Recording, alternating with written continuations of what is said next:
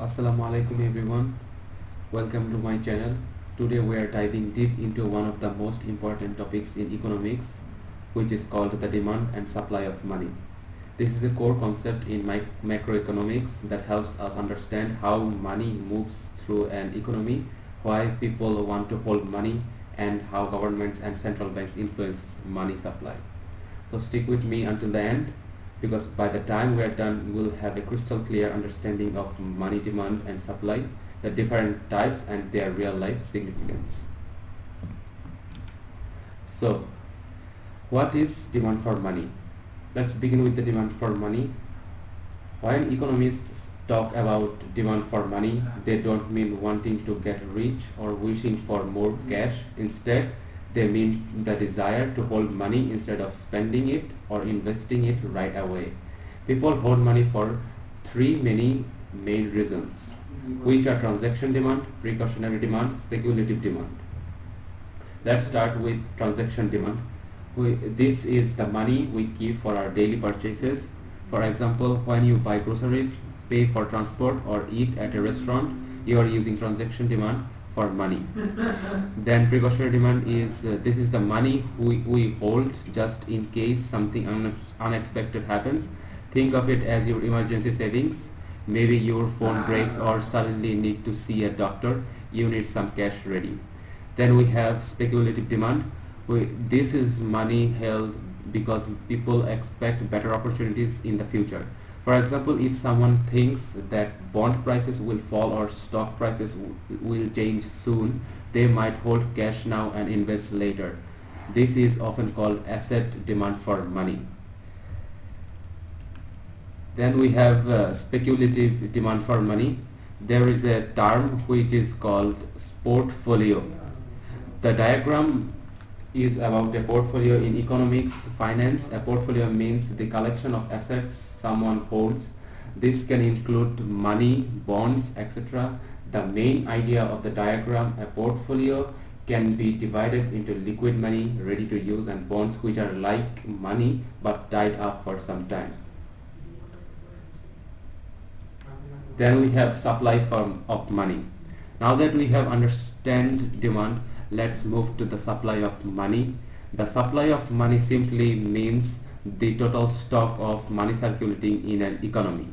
This includes all the money in your pocket, in bank accounts, and in other liquid forms. Central banks like the Federal Reserve in the US or Bangladesh Bank here in Bangladesh control the money supply through monetary policy. They decide how much money should be circulating to maintain stability, control inflation, and support economic growth. The components of money supply. The money supply is made up of different components, each with a different level of liquidity. Liquidity simply means how quickly something can be converted into cash. At first, we are gonna see that currency outside banks. This is physical cash in people's hands. It has 100% liquidity because you can use it instantly. Then we are gonna see demand deposits, which we can shortly say DD. These are funds in current accounts or checking accounts. You can withdraw them anytime, so they are almost as liquid as cash. Then we have saving accounts, which is part of demand deposits.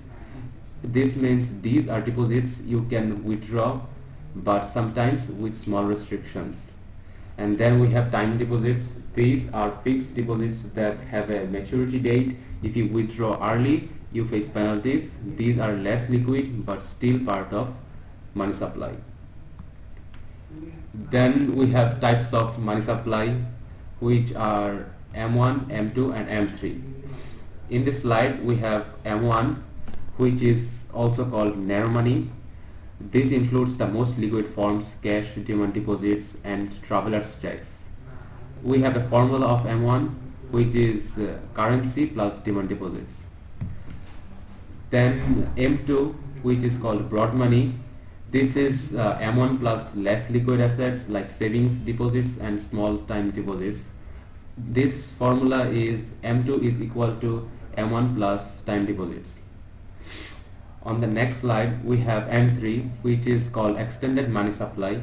This is M2 plus even larger deposits, often corporate deposits. This also has a formula which is M3 is equal to M2 plus large time deposits. Why do economists use these categories? Because they want to measure both the cash people spend daily and the larger financial assets that can eventually become cash. Why does this matter? So why should we care about the demand and supply of money? Because it influences interest rates, inflation, and overall economic stability. For example, if the demand for money is high but the supply is low, interest rates will rise. Borrowing becomes expensive. On the other hand, if the central bank increases the money supply too much, it can lead to inflation, reducing the value of money. This delicate balance is why governments and central banks spend so much time monitoring money, demand, and supply. To sum up, today what we learned that are what demand for money is and its three main forms: transactions, precautionary, and speculative.